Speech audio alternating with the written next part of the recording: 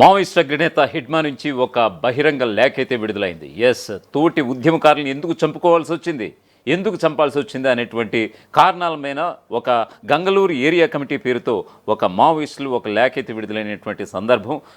దీనికి సంబంధించి అయితే గత మంగళవారం దినేష్ అనే ఒక కుటుంబాన్ని మొత్తం మావోయిస్టులు నిజంగా మొత్తం కుటుంబాన్ని హత్య చేసినటువంటి ఉదంతం మనందరికీ తెలిసినటువంటి విషయమే. ఇది మాడ్వి డైరెక్షన్లోనే దినేష్ కుటుంబాన్ని హత్య చేసేటటువంటి ఆ విషయాలలో క్లారిటీ ఇచ్చింది ఇప్పటికీ హిడ్మా. హిడ్మా అయితే ఒక ఖచ్చితమైనటువంటి క్లారిటీ ఇచ్చినటువంటి సందర్భం కనిపిస్తోంది. అసలు వాళ్ళ మూలంగానే నంబాలతో పాటు ఆ రోజు 26 మందిని, అలాగే తదుపరి ఎన్కౌంటర్లు జరిగిన తీరంతా కూడా పోలీసులకు ఇచ్చినటువంటి సమాచారం మూలంగానే వాళ్ళని దినేష్ కుటుంబ సభ్యులను మేము హత్య చేసామన్నట్టుగా కూడా చెప్పినటువంటి పరిస్థితి కనిపిస్తోంది. దీనికి సంబంధించి communist party Gangalur area committee పేరుతో ఛత్తీస్గఢ్ మన్యంలో ఒక లేఖ అయితే విడుదలైంది. తోటి మావోయిస్ట్ దినేష్ కుటుంబాన్ని ఎందుకు చంపాల్సి వచ్చిందో ఆ లేఖలో ఉంది. బీజాపూర్ జిల్లా పెద్ద కోర్మా గ్రామంలో గద్దర్ దినేష్ కుటుంబానికి గతంలో 5-6 సార్లు కౌన్సిలింగ్ ఇచ్చాం, అయినా వాళ్ళు మారలేదని, అందుకే చంపేశామని అంటున్నారు మావోయిస్టులు. బీజాపూర్ ఎస్పీ జితేంద్ర యాదవ్, గద్దర్ మోడియం దినేష్ నాయకత్వంలో కొంతమంది విద్యార్థులను మరియు పిల్లల్ని రహస్య సైనికులుగా చేసి వారిని కుట్రలో భాగస్వామ్యం చేశారని ఆరోపించారు. దినేష్ కుటుంబానికి గతంలో చాలాసార్లు కౌన్సిలింగ్ ఇచ్చాం, కానీ ఇప్పటికీ వారికి అర్థం కాలేదు.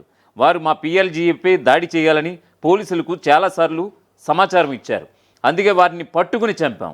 మేము చేసిన గద్దర్ దినేష్, మనీష్, సంతోష్ హత్యలకు ప్రభుత్వం అలాగే పోలీసు అధికారి జితేంద్ర యాదవ్ని బాధ్యులు. ఇలాంటివి ఎవరైనా చేస్తే వారికి కూడా అదే శిక్ష పడుతుంది. మోడియం దినేష్ కుటుంబం మాదిరిగానే ముందు కూడా కొంతమంది ఉద్యమ ద్రోహులను చంపేశాం.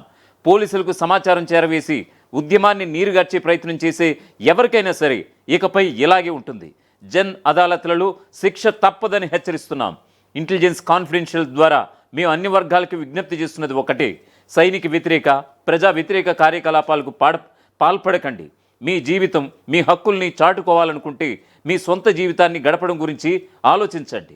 దేశ సంపదను భూస్వామ్యానికి, బ్రోకర్లకు, అవినీతి రాజ పెట్టుబడిదారులకు, సామ్రాజ్యవాదానికి అప్పగిస్తున్నట్లు వారి పట్ల, అలాగే హిందుత్వ ఫాసిస్ట్ ప్రభుత్వానికి వ్యతిరేకంగా ఎప్పటికీ పోరాడుతూనే ఉంటాం. ప్రజా యుద్ధం ద్వారా మన ఆపరేషన్ కగారును తిప్పుకొడతాం. ఇక ఛత్తీస్గఢ్ రాష్ట్రం బీజాపూర్లో మావోయిస్టులు దుశ్చర్యలకు పాల్పడ్డారు. బీజాపూర్ జిల్లాలోని పెద్ద కుర్మ గ్రామానికి చెందిన 3 స్థానికులను మంగళవారం సాయంత్రం హత్య చేశారు. వీరిలో ఓ విద్యార్థిని కూడా ఉంది. హత్యలతో పాటు మావోయిస్టులు 12 మందిని కిడ్నాప్ చేశారు. మృతులంతా గతంలో లొంగిపోయిన గంగళూరు ఏరియా కమిటీకి చెందిన డీవీసీఎం కమిటీ సభ్యుడు పొడియ దినేష్ కుటుంబ సభ్యులే అన్నట్లుగా తేలింది. ఈ ఏడాది మార్చి 4న బీజాపూర్ పోలీసులు ఎదుట దినేష్ లొంగిపోయాడు. ఆ తర్వాత గంగళూరు అడవుల్లో జరిగిన భారీ ఎన్కౌంటర్లో 26 మంది మావోయిస్టులు మృతి చెందారు. ఈ ఘటనకు ప్రతీకారంగానే నక్సల్స్ బుధవారం హత్యలు, అపహరణలకు పాల్పడి ఉంటారని తెలుస్తోంది. బీజాపూర్ పోలీసులు మాత్రం ఈ ఘటనను ఇంకా ధృవీకరించలేదని తెలుస్తోంది. మావోయిస్టులు ప్రతీకారంతో రగిలిపోతున్నట్లుగా అర్థమవుతోంది. అందుకనే ఏదో ఒక నెపంతో దొరికిన వాళ్ళ మీద పగ తీర్చుకుంటున్నారు. ఇందులో భాగంగానే ఛత్తీస్గఢ్ రాష్ట్రం బీజాపూర్లో మావోయిస్టులు దుశ్చర్యలకు పాల్పడ్డారు. కొర్మ గ్రామానికి చెందిన 3 గ్రామస్తులను చంపేశారు. చనిపోయిన వారిలో ఒక విద్యార్థిని కూడా ఉంది. 3 హత్య చేయడంతో పాటు ఆ రోజు మరో 12 మందిని కిడ్నాప్ చేశారు.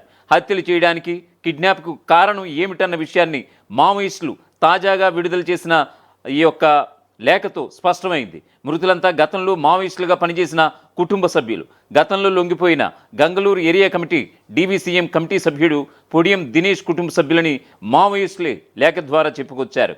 కుటుంబ సభ్యులు మార్చి 4వ తేదీన పోలీసుల ముందు లొంగిపోగా, తద్వారా గంగళూరు అడవుల్లో జరిగిన ఎన్కౌంటర్లో 26 మంది మావోయిస్టులు మరణించారు. అంటే పోలీసుల ఎన్కౌంటర్లో 26 మంది మావోయిస్టులు చనిపోవడానికి లొంగిపోయిన దినేష్ కుటుంబ సభ్యులు ఇచ్చిన సమాచారమే కారణమని మావోయిస్టులు రగిలిపోయారు. దానికి ప్రతీకార చర్యగానే తాజాగా మావోయిస్టులు హత్యలు, కిడ్నాపులకు పాల్పడినట్లుగా తెలుస్తోంది. ఇక చనిపోయిన 3 జింగు మోడియం, సోమ మోడియం, అనిల్ మండావి ఒకే కుటుంబానికి చెందినవారు. వీరిని చంపే ముందు మావోయిస్టులు గ్రామంలో ప్రజాకోర్టు నిర్వహించారు. వీళ్ళ 3 కూడా పోలీసులకు ఇన్ఫార్మర్లుగా మారిపోయినట్లుగా మావోయిస్టులు ప్రజాకోర్టు ద్వారా తీర్మానం చేశారు. తాము ఇన్ఫార్మర్లు కాదని 3 కూడా మొత్తుకున్న మావోయిస్టులు పట్టించుకోలేదని సమాచారం. పోలీసులకు తాము ఎలాంటి సమాచారాన్ని ఇవ్వలేదని చెప్పినా కూడా మరో 7గురిని మావోయిస్టులు చచ్చేట్లు కొట్టారని తెలుస్తోంది. దాంతో మావోయిస్టుల తీర్పునకు వ్యతిరేకంగా గ్రామస్తులు ఎవ్వరూ కూడా నోరెప్పలేదని కూడా సమాచారం. ఒకవేళ నోరిప్పితే ఏమవుతుందో గ్రామస్తులకు బాగా తెలుసు కాబట్టి మౌనంగా ఉండిపోయారని తెలుస్తోంది.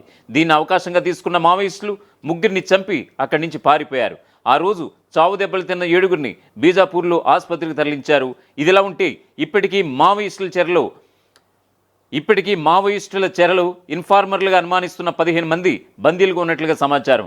ఏదేమైనా సరే ఇప్పుడు గంగళూరు ఏరియా కమిటీ పేరుతో విడుదలైనటువంటి లేఖతో హిడ్మాయితో క్లారిటీ ఇచ్చాడు. తోటి మావోయిస్టులు ఉద్యమ ద్రోహులుగా మారినటువంటి నేపథ్యంలో ఆపరేషన్ కగార్ పట్ల ఇటు పోలీసులు విజయవంతం సాధిస్తున్నటువంటి తరుణాన హిడ్మా గంగళూరు ఏరియా కమిటీ పేరుతో లేఖ విడుదల చేయడం అనేది ఇప్పుడు నిజంగా మన్యంలో అలజడి సృష్టిస్తోంది. ఖచ్చితంగా ఈ దినేష్ కుటుంబాన్ని ఏ విధంగా హత్య చేశామో మున్ముందు లొంగిపోయినటువంటి పోలీసుల వద్ద లొంగిపోయి ఎవరైతే మావోయిజాన్ని అలాగే ఉద్యమాన్ని దెబ్బతీసే విధంగా నీరుగార్చే ప్రయత్నం చేస్తారో వాళ్ళందరినీ కూడా పనిగట్టుకుని ఖచ్చితంగా వెంటాడి చంపేస్తామంటూ కూడా హిడ్మా ఒక ప్రతీకార చర్యకి దిగబోతున్నాడు. ఆల్రెడీ స్టార్ట్ చేశాడు ఈ ఆపరేషన్. ఖచ్చితంగా పోలీసులను కాదు ఇప్పుడు అతను చంపేది. ఎవరైతే ఉద్యమ ద్రోహులుగా ఉన్నారో పోలీసులు లొంగిపోయి ఎవరైతే మిగతా తోటి మావోయిస్టుల గురించి సమాచారం చేరవేస్తున్నారో అటువంటి మావోయిస్టుల మీదే మరీ ముఖ్యంగా ఉద్యమ ద్రోహుల మీదే ఆయన టార్గెట్ పెట్టినట్టుగా తెలుస్తోంది. చూద్దాం ఇక ముందు ఏం జరుగుతుందో.